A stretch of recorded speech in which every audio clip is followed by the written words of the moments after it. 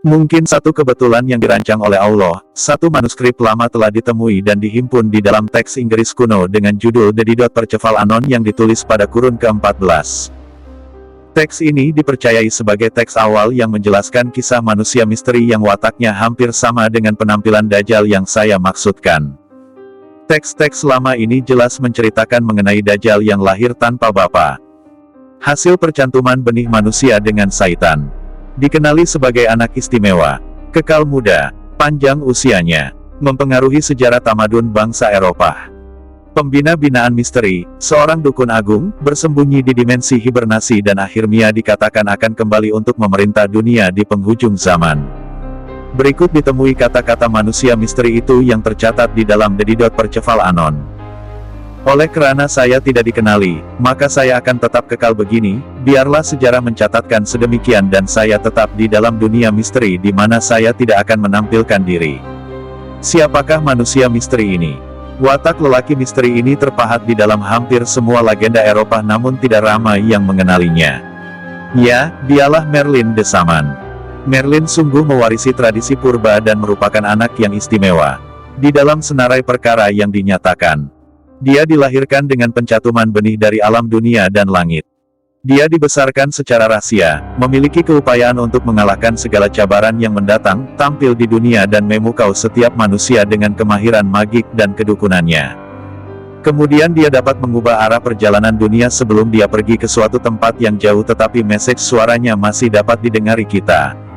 Dari mana perkataan ini diperolehi? Susunan ayatnya amat sesuai dengan watak Dajjal. Teks di atas ini dipetik dari teks Inggris lama yang ditulis pada abad ke-14. Apakah mungkin ia satu kebetulan? Mustahil. Apakah ada alasan lain untuk menghuraikannya?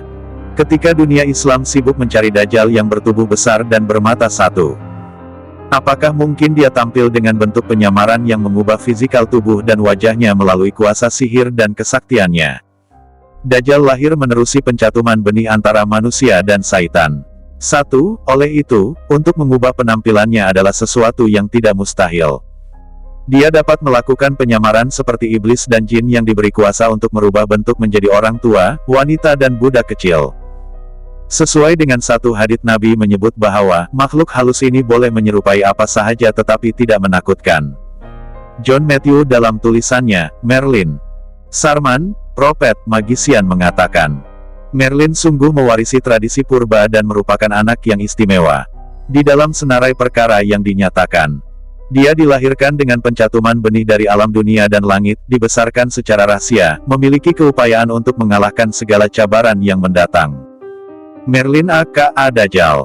Merlin dikatakan bertanggung jawab mendirikan bongkah-bongkah batu Stonehenge, guru kepada King Arthur dan perencana zaman keemasan England dan turut merencana kebangkitan rakyat Anglo-Saxon. Dia seolah-olah memuliakan satu bangsa yang hina. Dia dikenali sebagai seorang tua yang hidup dengan penuh magik dan sakti. Ada ketikanya dia diangkat menjadi prophet di kalangan mereka. Watak Merlin mempunyai pengaruh yang besar di dalam sejarah konspirasi zaman baru atau apa yang dikenali sebagai New World dan New Age, ia saling berhubungan. Dia memilih Britain sebagai tapak pelancaran sebuah penipuan agung. Kisah Merlin ini sudah sememangnya membayangi sejarah Britain. Sejarah hidup Merlin dipenuhi dengan misteri. Jika ada yang mengatakan bahwa ia kisah Merlin, hanya sekadar epik Britain, ketahuilah, bahwa terdapat bukti nyata bahwa Merlin ini hidup dan bergaul dengan manusia. Walau apapun sejarah hidup Merlin, walau dari manapun asal-usulnya, dia tidak pernah berhenti mengambil tahu hal dunia dan manusia yang menghuninya. Tugasnya yang penuh rahasia di dalam membangunkan sejarah Britain sejak dari zaman Geoffrey of Monmouth hingga Mary Stuart. Sebagai peneraju utama di dalam membina kerajaan Raja Arthur dan pengasahnya meja bulat, sebagai nabi, pengawas, dan ada kalanya sebagai semangat Britain, kemudiannya adalah benar. 2. Kira-kira ratusan teks dan karya mengenai riwayat hidupnya ditulis untuk membuktikan bahwa Merlin benar-benar wujud. Merlin dan King Arthur. Merlin, tukang sihir dan penasihat kepada King Arthur digambarkan sebagai seorang tua berambut panjang, berjanggut dan bermisai. Ciri ini sama seperti gambaran Quetzalcoatl dan Yesus. Merlin yang dikatakan pandai menggunakan sihir, juga dikatakan sebagai guru atau mentor kepada King Arthur. Ketika zaman pemerintahan King Arthur, England dikatakan berada di puncak kegemilangan. King Arthur, Pedang Excalibur, The Round Table, Lancelot dan Guinevere bukan sekadar epic England tetapi adalah hikayat sejarah yang dikenali umum. Perincian karakter Merlin.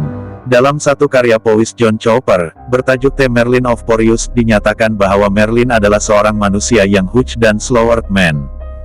Merlin dari Porreous adalah sebahagian manusia dan sebahagian Tuhan. Bertubuh besar, berjalan dengan amat perlahan dan menggemari kehijauan hutan dan bukit adalah karakter Merlin pada suatu ketika dahulu. Dia mengabdikan dirinya untuk mendirikan zaman keemasan untuk menyiapkan kemunculan kembali ke bumi, zaman Satum, Kromos, di mana Tuhan merestuinya sebagai avatar yang sebenar. Size tubuh Merlin yang besar dari size manusia biasa disebut di dalam petikan di atas seolah-olah merujuk kepada kata Tamim dari Dajjal seperti gergasi.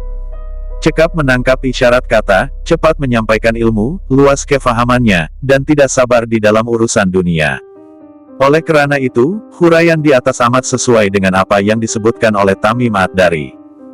Berdasarkan kot-kot yang ditinggalkan pada binaan-binaan, Merlin juga memberi message bahwa dia akan kembali di akhir zaman. Merlin akan muncul di akhir zaman. Syekh Imran Nazar Hossein, penulis buku Jerusalem in the Quran pernah mengatakan bahwa di negara inilah, Britain, Dajjal akan menebarkan penipuannya. Benarlah kata-katanya bahwa disinilah Dajjal akan memulakan perancangan kemunculannya, di akhir zaman. Nabi Muhammad telah mengingatkan kita tentang perlepasan Dajjal sewaktu hayat Baginda. Baginda meneruskan dengan berkata apabila Dajjal dibebaskan ke dunia ini, dia akan hidup di muka bumi ini selama 40 hari. Satu hari seperti setahun, satu hari seperti sebulan, satu hari seperti seminggu dan hari-hari seterusnya seperti hari-hari kita. Analisis yang terkandung di dalam buku ini memberi hujah bahwa apabila Dajjal berada pada hari yang seperti setahun, British merupakan tanah jajahannya. Dan apabila Dajjal berada pada hari yang seperti sebulan, Amerika Syarikat menjadi tanah pemerintahannya. Dan akhirnya apabila Dajjal berada pada hari yang seperti seminggu, dia pergi balik semula ke tanah suci Israel. John Matthew dalam Merlin Sarman, Prophet Magician pula menyebut, Merlin tidak akan mati bahkan dia tidak akan menzahirkan dirinya yang sebenar dan hanya akan muncul pada akhir zaman. 3. Bacalah dengan hati yang terang. Kisah Merlin bukanlah sebuah epik dan bukan dogma atau propaganda barat. Ia adalah sebuah sejarah aneh yang telah tertulis. Lipatan sejarah silam ini mengesahkan bahwa Merlin memang pernah hidup bersama bangsa Eropa dan kemudian pergi tetapi tidak disebut sebagai mati. Kini, dia dinantikan sebagai raja yang akan kembali ke dunia. 4. Kajilah sejarah kejatuhan pemerintahan Khalifah Turki Utsmaniyah dan pembinaan negara Zionis.